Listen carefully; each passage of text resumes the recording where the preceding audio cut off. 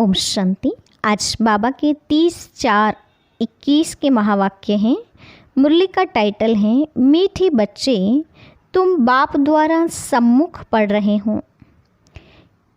तुम्हें सतयुगी बादशाही का लायक बनने के लिए पावन जरूर बनना है। प्रश्न है, बाप के किस ऑक्यूपेशन को तुम बच्चे ही जानते हो? उत्तर, तुम जानते हो कि हमारा बाप भी हैं, टीचर भी हैं और सतगुरु भी हैं। बाप कल्प के संगम युग पर आते हैं, पुरानी दुनिया को नया बनाने, एक आदि सनातन धर्म की स्थापना करने। बाप अभी हम बच्चों को मनुष्य से देवता बनाने के लिए पढ़ा रहे हैं। यह ऑक्यूपेशन हम बच्चों के सिवाय और कोई नहीं जानता। गीत है, भोलेनाथ से निराला और कोई नहीं। ओम शांति। ओम शांति का अर्थ तो बच्चों को बार बार समझाया है। ओम माना मैं आत्मा हूँ और मेरा यह शरीर है। शरीर भी कह सकता है कि मेरी यह आत्मा है। जैसे शिव बाबा कहते हैं तुम मेरे हो, बच्चे कहते बाप आप हमारे हो, वैसे आत्मा भी कहती है मेरा शरीर। शरीर कहेगा मेरी आत्मा। अभी आत्मा जानती है मैं अविनाशी हूँ। आत्मा बिगड़ शरीर कुछ कर न सके।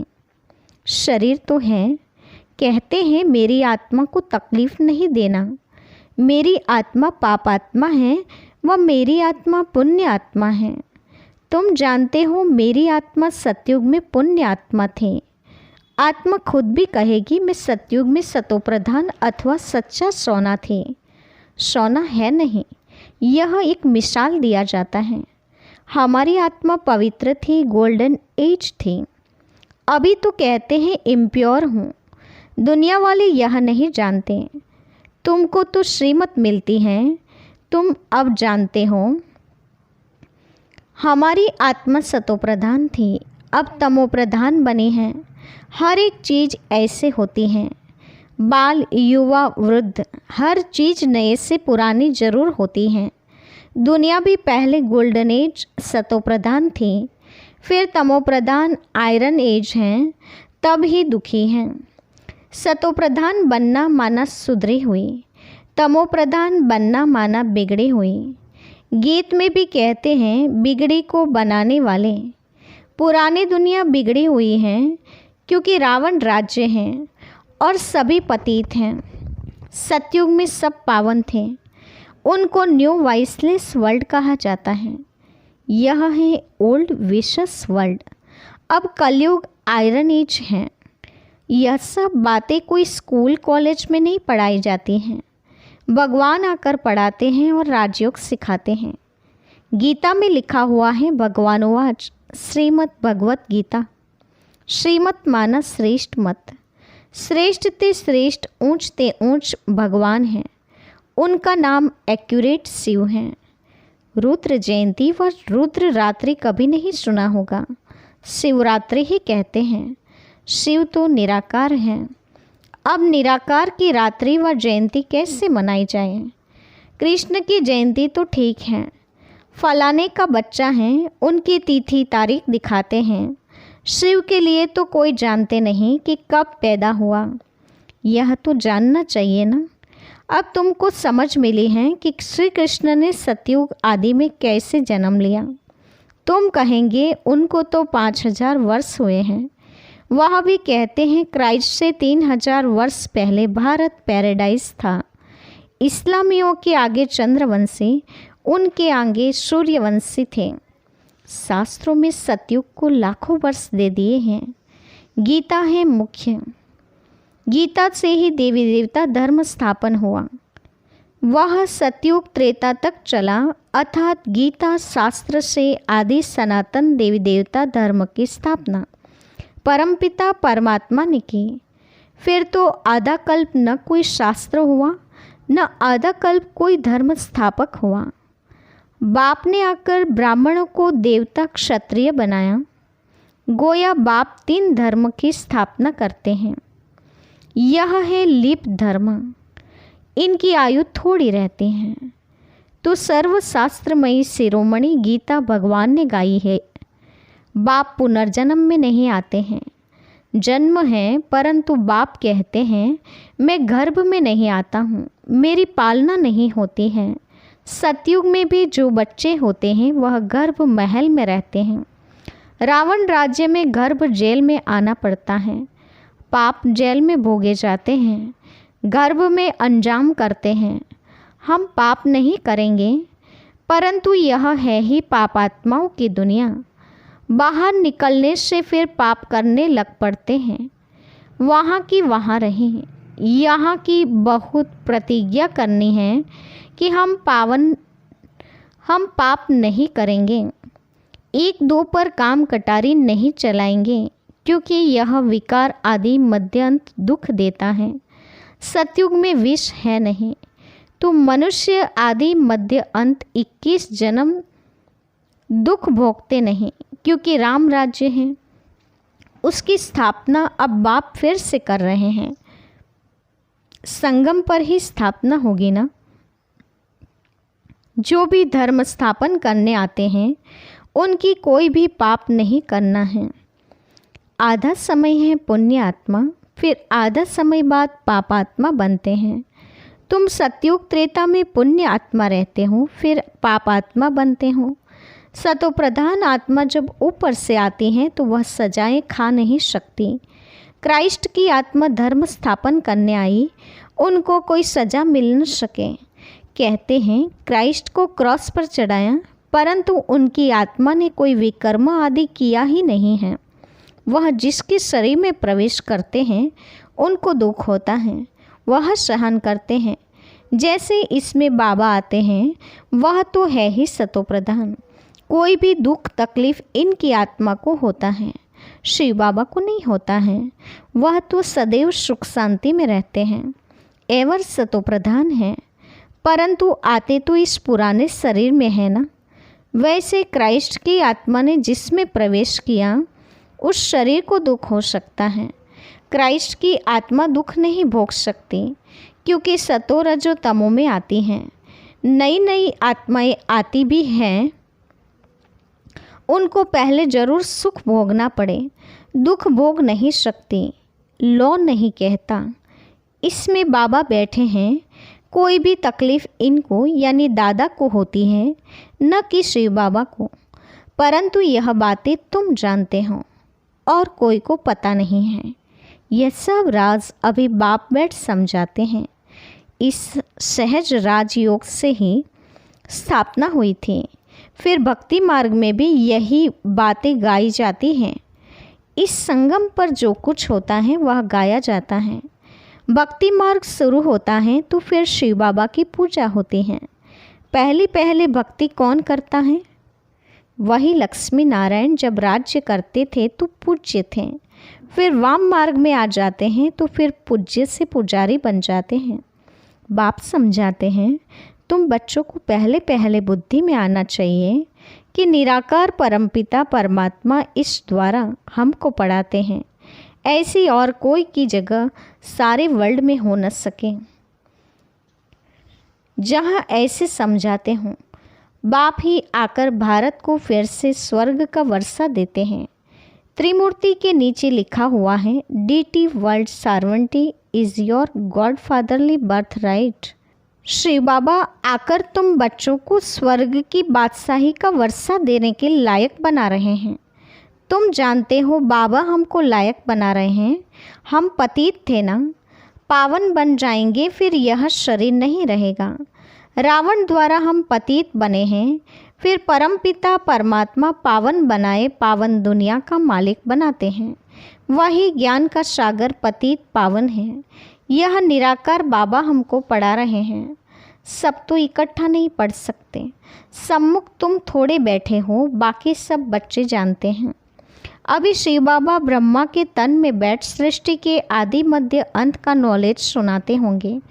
वो मुरली लिखत द्वारा आएगी और सत्संगों में ऐसा थोड़ी ही समझेंगे।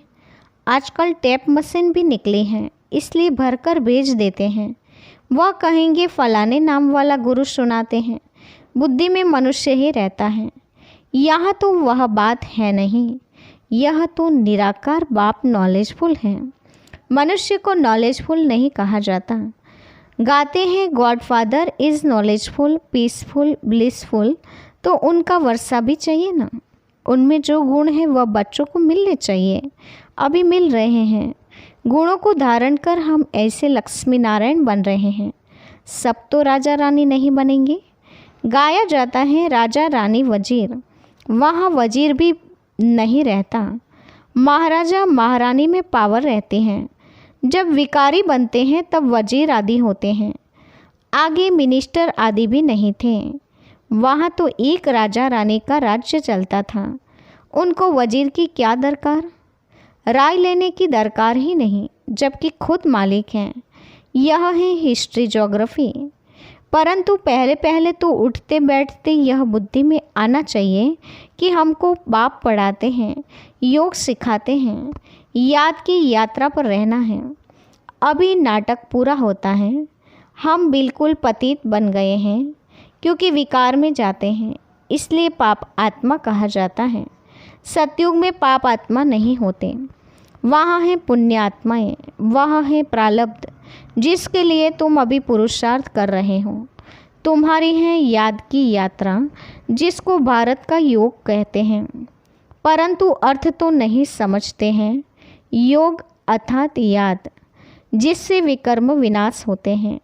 फिर यह शरीर छोड़ घर चले जाएंगे, उसको स्वीट होम कहा जाता है।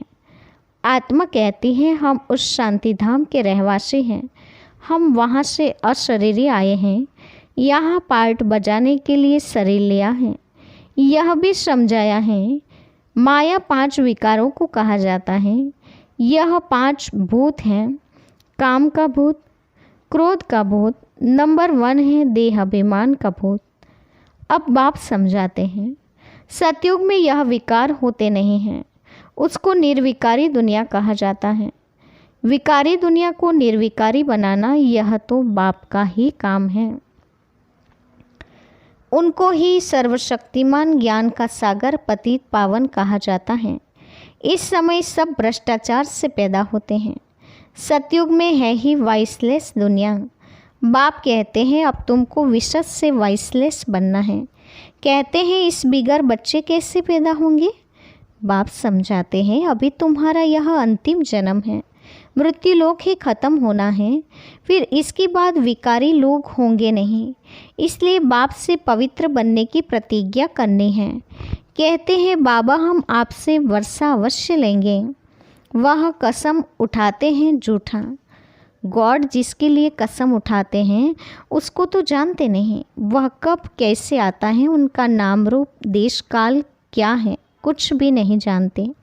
बाप आकर अपना परिचय देते हैं। अभी तुमको परिचय मिल रहा है। दुनिया भर में कोई भी गॉड फादर को नहीं जानते।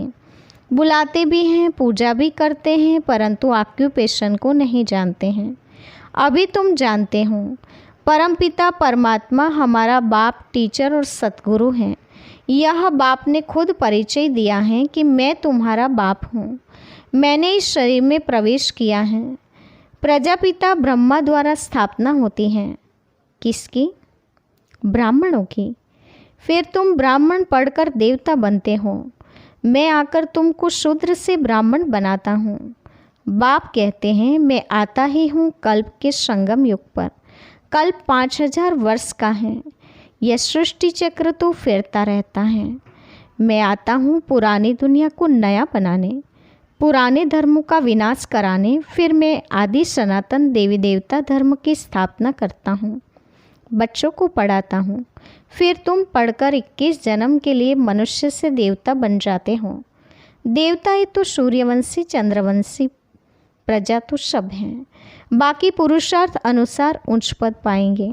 अभी जो जितना पुरुषार्थ करेंगे वही कल्प कल्प चलेगा। समझते हैं कल्प कल्प ऐसा पुरुषार्थ करते हैं, ऐसा ही पद जाकर पाएंगे। यह तुम बच्चों की बुद्धि में है कि हमको निराकार भगवान पढ़ाते हैं। उनको याद करने से ही विकर्म विनाश होंगे। बिगर याद किए विकर्म विनाश हो नहीं सकते। मनुष्य को यह भी पता नहीं है कि हम कितने जन्म लेते हैं। शास्त्रों में कोई ने गपोड़ा लगा दिया है 84 लाख जन्म। अभी तुम जानते हो 84 जन्म है, यह अंत का जन्म है। फिर हमको स्वर्ग में आना है। पहले मूल वतन में जाकर फिर स्वर्ग में आएंगे। अच्छा, मीठे मीठे सिकिलते बच्चों के प्रति माता पिता बाप दादा का याद प्यार और गुड मॉर्निंग। रूहानी बाप की रूहानी बच्चों को नमस्ते। हम रूहानी बच्चों की रूहानी माता पिता बाप दादा को याद प्यार और नमस्ते। पूरी मुरली का धारणा युक्त मुख्य सार। पहले पॉइंट, बाप से जो पवित्र बनने की प्रतिज्ञा की है उस पर पक्का रहना है। काम क्रोध आदि भूतों पर विजय अवश्य प्राप्त करनी है। दूसरा, चलते फिरते हर कार्य करते पढ़ाने वाले बाप को याद रखना है। अब नाटक पूरा हो रहा है, इसलिए इस अंतिम जन्म में पवित्र जरूर बनना है। वरदान है, एक लगन एक भरोसा एक रस अवस्था द्वारा सदा निर्विघ्न बनने वाले निवारण स्वरूप भव। एक लगन एक भरोसा एक रस अवस्था द्वारा सदा निर्विघ्न बनने वाले निवारण स्वरूप भव। विस्तार है, सदा एक बाप की लगन, बाप के कर्तव्य की लगन में ऐसे मगन रहो जो संसार में कोई भी वस्तु व व्यक्ति है यह अनुभव ही न हो। ऐसे एक लगन एक भरोसे में एक रस अवस्था में रहने वाले बच्चे सदा निर्विघ्न बन चढ़ती कला का अनुभव करते हैं। वे कारण को परिवर्तन कर निवारण रूप बना देते हैं। कारण को देख कमजोर नहीं बनते, निवारण स्वरूप बन जाते हैं। स्लोगन है, अशरीरी बनना वायरलेस सेट है, वॉइसलेस बनना वायरलेस सेट की सेटिंग है। बाबा ने कहा अशरीरी बनना वायरलेस सेट है और वॉइसलेस बनना वायरलेस सेट की सेटिंग है। आज के मुख्य पॉइंट्स हैं। बाबा ने कहा, बाप अभी तुम्हें सम्मुख पढ़ाने के लिए आए हैं और सम्मुख पढ़ाई का रिजल्ट ये है कि तुम सतयुगी बादशाही के लायक बन जाते हो, पावन बन जाते हो। साथ ही बताया है कि बाप हमारा बाप भी हैं, टीचर भी हैं और सद्गुरु भी हैं, जो संगम पर आते हैं पुरानी दुनिया को नया बनाने और एक सतधर्म की स्थापना करने के लिए, जिससे हम बाबा ने कहा उस पढ़ाई के द्वारा मनुष्य से देवता बन जाते हैं। साथ ही बाबा ने कहा तुमको इस पढ़ाई में मिल रही श्रीमत अनुसार चलते रहना चाहिए, जिससे तुम नई दुनिया में जाने के लायक बन सकते हो। अभी बाप सबकी बिगड़ी को बनाने के लिए आए हुए हैं, इसीलिए गाया जाता है बिगड़ी को बनाने वाला। तो वो ऊंच ते ऊंच श्रेष्ठ ते श्रेष्ठ भगवान शिव ही हैं। साथ ही बाबा ने कहा कभी रुद्र जयंती या रुद्र रात्रि नहीं बताया जाता, शिवरात्रि ही बोला जाता है। साथ ही बाबा ने कहा कि आदि सनातन देवी देवता धर्म की स्थापना परमपिता परमात्मा आकर करते हैं और वो ब्राह्मण देवता और क्षत्रिय ऐसे 3 धर्म की स्थापना करते हैं। अभी यह लिप धर्म चल रहा है। अभी बाप गीता सुना रहे हैं। गीता का सच्चा ज्ञानदाता शिव बाबा ही है। साथ ही बाबा ने कहा कि लौ हाथ में नहीं लेना है। सहज राजयोग के द्वारा बाप अभी संगम पर नई दुनिया की स्थापना अर्थ आए हुए हैं। विकारी दुनिया को निर्विकारी बनाना यह बाप का ही काम है। उनको ही सर्वशक्तिमान ज्ञान का सागर पतित पावन कहा जाता है। बाप इस राजयोग की पढ़ाई से वॉइसलेस दुनिया स्थापन कर रहे हैं। साथ ही बाबा ने कहा काम क्रोध आदि भूतों पर विजय अवश्य प्राप्त करनी है और बाप से पवित्र बनने की प्रतिज्ञा पक्की करनी है। चलते फिरते हर कार्य करते पढ़ाने वाले बाप को जरूर याद करते रहना है, क्योंकि ये अंतिम जन्म है। तो अंतिम जन्म में पवित्र बनने की प्रतिज्ञा जरूर करनी है और एक लगन, एक भरोसा, एक रस अवस्था से सदा निवारण स्वरूप बन जाना है। अशरीरी बनने की प्रैक्टिस करनी है। ओम शांति।